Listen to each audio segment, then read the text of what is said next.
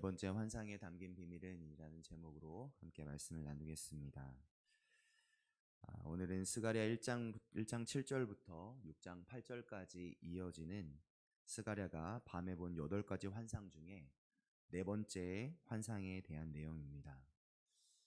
그 내용을 환상의 내용을 살펴보기 전에 스가랴가 어떤 책인지, 또 왜 스가랴가 이 8가지 환상을 포로에서 귀환한 유다 백성들에게 들려주고 있는 것인지를 다시 한번 생각하고 살펴보면 좋을 것 같습니다.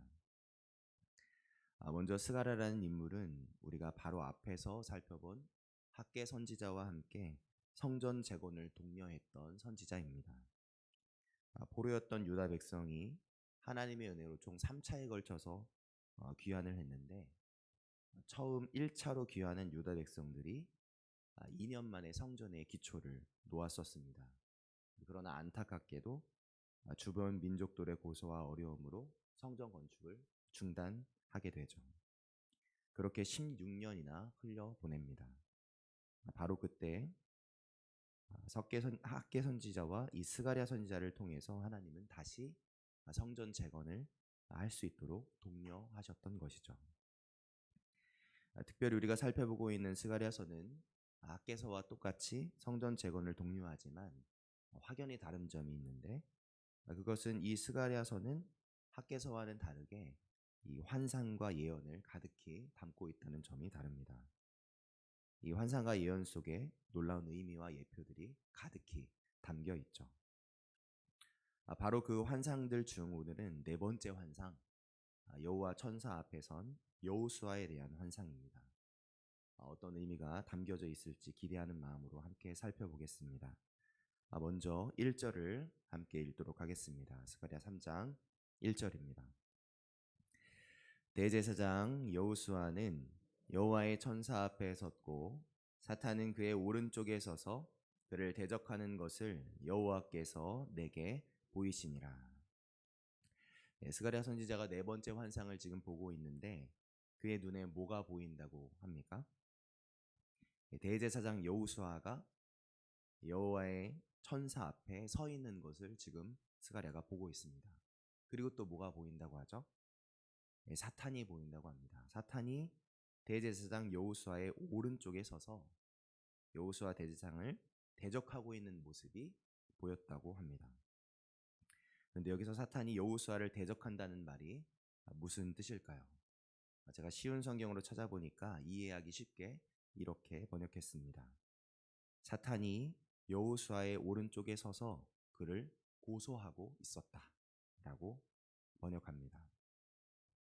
사탄이 여호수아 오른쪽에 서서 그를 하나님께 고소하고 있었다는 겁니다.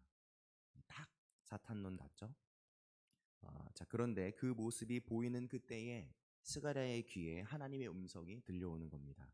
2절부터 3절입니다. 2절부터 3절까지 함께 읽겠습니다.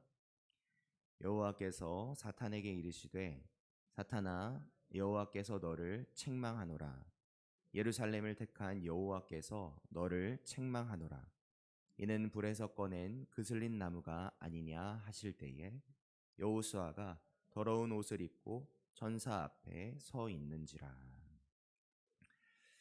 들려온 그 하나님의 음성은 이 여호수아를 고소하고 있던 사탄을 향해서 말씀하시는 하나님의 목소리였습니다. 여호와께서 사탄에게 이르시되, 그리고 뭐라고 하십니까? 사탄아, 여호와께서 너를 책망하노라. 예루살렘을 택한 여호와께서 너를 책망하노라 라고 말씀하십니다. 그러니까 여기 서 있는 대제사장 여호수아를 고소하고 있는 사탄을 책망하면서 꾸짖으 치는 것이죠. 그런데 뒤에 이어지는 3절을 우리가 같이 읽어봤지만, 사탄은 엉뚱한 것을 고소하고 있는 게 아니라 우리가 보아도 분명 고소할 만한 모습을 하고 있는 여호수아였다는 것을 보게 됩니다. 3절을 보니까 여호수아가 어떤 옷을 입고 있다고 하죠? 깨끗한 옷입니까? 더러운 옷을 입고 있다고 합니다. 여호수아가 더러운 옷을 입고 천사 옆에 서 있는 겁니다. 깨끗한 옷을 입은 대제사장이 아니라 더러운 옷을 입고 천사 앞에 서 있는 대제사장 여호수아였던 것이죠. 그러니까 다시 말해서 사탄이 하나님께 하나님 저 여호수아 좀 보세요. 대제사장이라는 사람의 꼴 좀 보세요. 저래도 됩니까? 라면서 여호수아를 손가락질하면서 고소할 때 여호수아가 그 사탄의 말을 듣고 억울해할 수 있었던 그런 상황이 아니라 그 말이 너무 맞아서 그런 자격 없는 자신이 너무 부끄러워서 고개를 푹 숙일 수밖에 없는 상태였다는 것이죠.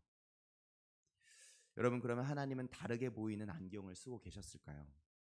아니죠. 분명 하나님도 사탄이 보는 것과 똑같은 여호수아의 자격 없는 모습을 바라보고 계십니다. 어떤 모습이라고 하시죠? 불에서 꺼낸 그슬린 나무로 보고 계신 겁니다.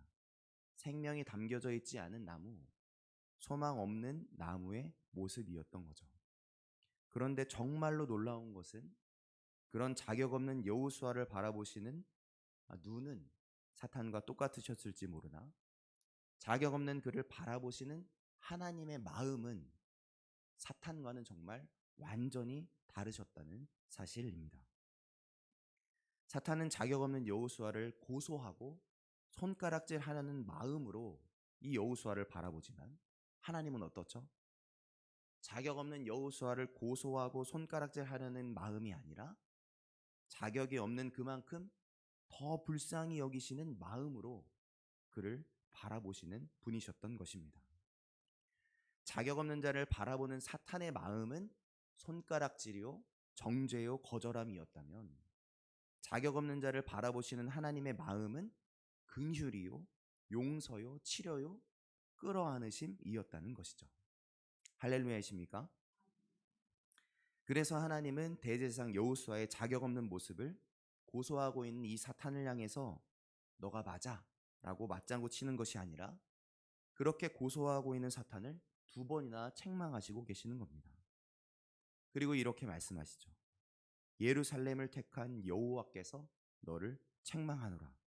이는 불에서 꺼낸 그슬린 나무가 아니냐 말씀하십니다. 그러니까 하나님이 사탄에게 이렇게 말씀하시는 거죠. 너가 고소하려는 이 나무, 뜨거운 불에서 꺼내어진 그슬린 것 같은 이 나무, 이 가엾은 나무는 바로 내가 택한 나무, 내 나무다. 그러니 사탄, 넌 너의 그 입 다물라 말씀하시는 겁니다. 그렇게 사탄의 입을 꼼짝없이 다물게 하시고 어떻게 하실까요? 4절입니다. 4절을 또 한번 읽어보도록 하겠습니다. 여호와께서 자기 앞에 선 자들에게 명령하사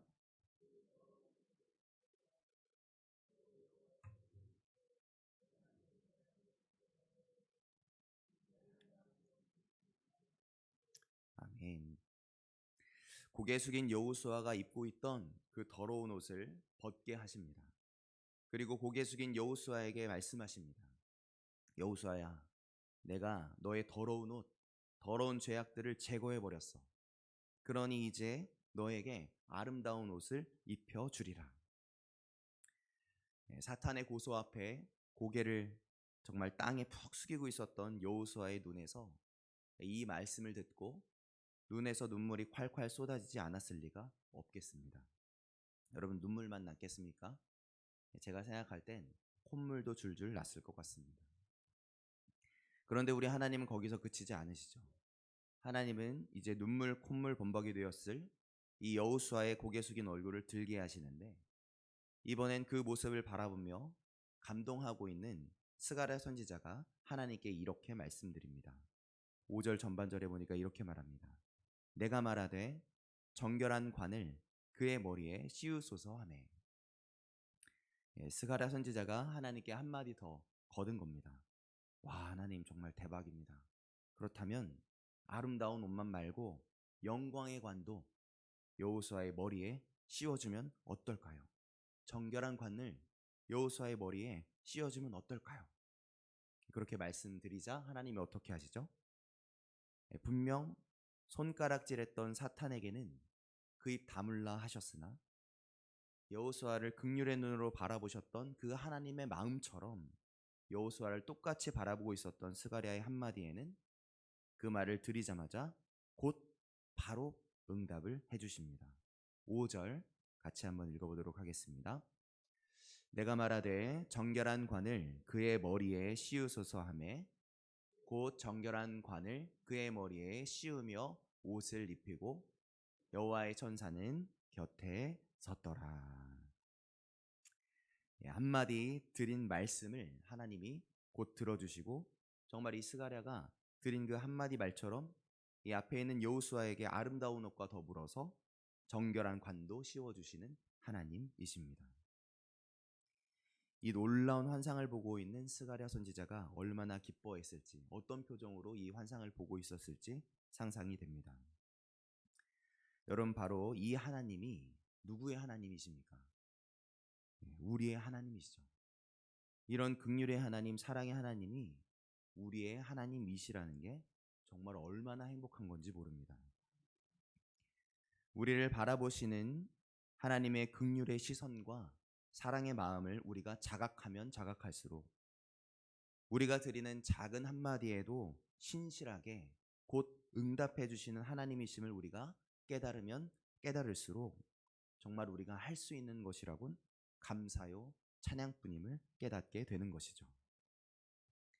그렇습니다. 오늘 이 3장에서 스가랴 선지자는 포로에서 귀환해 와 있는 유다 백성들에게 성전 건축을 하려다가 실패하고 16년 동안이나 방황하고 있던 더러운 옷을 입고 있는 이 여호수아와 같았던 그들에게 이 네 번째 환상을 통해서 다시 힘차게 선포하고 있는 겁니다. 사탄은 그런 우리를 고소하나 하나님은 그런 우리를 품으신다고 말입니다. 우리는 우리 스스로 보아도 자격이 없어서 고개를 숙이고 있으나 우리 하나님은 그런 우리 안에 가득한 죄를 모두 제거해 버리시는 분이라고 말이죠. 하나님은 우리가 입고 있었던 더러운 옷을 벗겨주시고 죄악을 제거하여 버리시고 우리에게 다시 아름다운 옷을 입히시고 정결한 면류관을 씌워주시는 정말 놀라운 하나님이시라고 감격과 감동에 차서 힘차게 다시 선언하고 있는 것입니다. 이 스가랴의 감동의 선포를 들은 이스라엘 백성들의 마음이 어떻게 됐을까요? 마음속에 감동의 물결이 막 울렁울렁 꿀렁꿀렁 하지 않았겠습니까? 저는 여기까지 묵상하다가 왜 하나님이 이 환상을 전하는 인물로 스가랴를 세우셨는지, 그리고 왜 이 자격 없는 유다 백성들을 대표한 인물로 여호수아라는 인물을 세우셨는지 그 비밀을 발견한 것만 같았습니다. 여러분, 스가랴라는 이름의 뜻은 여호와께서 기억하신다입니다. 놀랍죠? 그런데 더 놀랍게도 여호수아라는 이름의 뜻은 여호와께서 구원하신다이죠. 여호와께서 기억하시고 여호와께서 구원하신다입니다.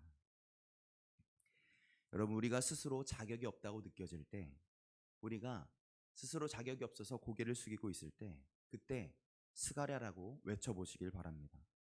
우리가 무엇을 외친 겁니까? 하나님께서 저와 여러분을 지금도 여전히 기억하고 계신다는 뜻이죠. 여러분, 누군가가 날 고소하고 나 스스로도 고개를 숙일 수밖에 없을 그때에 여호수아라고 외쳐보시길 바랍니다. 우리가 무엇을 외친 겁니까?